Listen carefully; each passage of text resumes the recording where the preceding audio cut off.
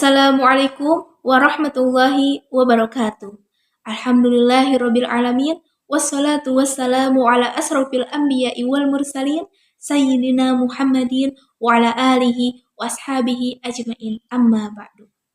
Rabbi shrah li sadri wa yassir li amri wahlul 'uqdatam min lisani yafqahu qawli. Teman-teman, pernah gak sih ngerasa hidup itu kayak jalan panjang tanpa peta? Kita tetap senyum, tetap aktif, tetap kelihatan ceria, tapi hati sebenarnya terluka. Kadang kita pura-pura kuat, padahal di dalam dada sesaknya luar biasa.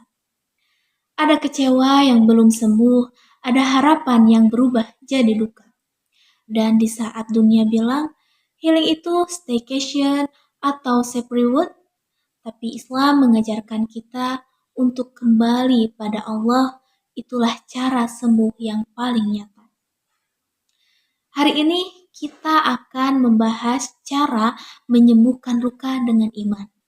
Bukan sekedar pelarian, karena luka boleh ada, tapi jangan sampai hilang arah. Pertama, semua orang bisa terluka. Bahkan orang sehebat Rasulullah pernah terluka. Teman-teman, dalam hidup ini, luka itu bukan tanda kamu lemah. Bahkan orang yang paling kuat pernah terluka. Siapa itu? Rasulullah Shallallahu Alaihi Wasallam. Allah Subhanahu Wa Taala berfirman dalam Quran surat Al-Hijr ayat 97. A'udzubillahi minasyaitonirrajim. Bismillahirrahmanirrahim. Walaqad na'lamu annaka yadhiqu sadruka bima yaqulun. Dan sungguh kami mengetahui bahwa dadamu menjadi sempit karena apa yang mereka katakan. Nabi Muhammad bukan hanya nabi, tapi juga manusia sama seperti kita. Beliau pernah dicaci, pernah dilukai, bahkan ditinggal oleh orang-orang terdekatnya. Ingat saat Rasul kehilangan Khadijah dan Abu Thalib di tahun yang sama? Tahun itu disebut dengan tahun kesedihan. Tapi yang luar biasanya adalah beliau tidak pernah menyerah. Beliau tidak menjauh dari Allah, tapi justru semakin mendekat. Itulah pelajaran pertama, yakni jangan pernah menjauh dari sumber kekuatan saat sedang lemah. Yang kedua, healing versi Islam, bukan lari tapi kembali. Hari ini kalau kita sedih, banyak yang langsung cari distraksi. Nonton series tanpa henti, scroll TikTok sampai pagi, staycation biar healing katanya. Tapi setelah itu, kosongnya tetap ada, luka dalamnya tidak sembuh. Kenapa? Karena luka batin bukan sekedar butuh hiburan, tapi butuh Tuhan. Ala bizikrillah tatmainnul qulub. Hanya dengan mengingat Allah lah hati menjadi tenang. Quran surat Ar-Ra'd ayat 28. Self healing Islami bukan berarti kamu gak boleh istirahat, journaling, atau me time.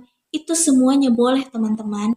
Tapi jangan sampai kita lupa bahwa sholat bisa jadi momen menangis yang menyembuhkan. Tilawah bisa jadi musik jiwa yang menguatkan. Dan istighfar bisa jadi penghapus rasa bersalah yang selama ini kita pendam. Allah itu bukan cuma tempat kita sujud di waktu senang, tapi Allah juga tempat paling aman untuk curhat di waktu kita hancur. Dan yang ketiga yaitu jangan bandingkan luka kita dengan orang lain. Media sosial membuat kita mudah merasa paling menderita, atau malah merasa gagal karena orang lain terlihat lebih bahagia. Padahal kita gak pernah tahu, bisa jadi orang yang paling sering tersenyum, hatinya juga penuh dengan luka. Kita semua sedang belajar teman-teman, jadi jangan saling membandingkan, tapi saling menguatkan. Teman-teman, hidup ini bukan tentang siapa yang paling cepat pulih, tapi siapa yang tetap melangkah meski pelan, karena yakin Allah tak pernah meninggalkan. Yuk kita sama-sama belajar untuk healing versi Islami, bukan menolak tapi menerima, bukan mengeluh tapi bertumbuh, bukan cari pelarian, tetapi cari pelukan dari Yang Maha Menyembuhkan.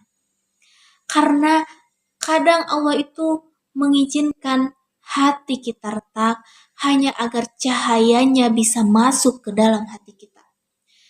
Itulah sedikit pembahasan mengenai cara menyembuhkan luka dengan iman, bukan sekedar pelarian. Sekian dari saya. Semoga bermanfaat. Mohon maaf bila banyak kesalahan. Wassalamualaikum warahmatullahi wabarakatuh.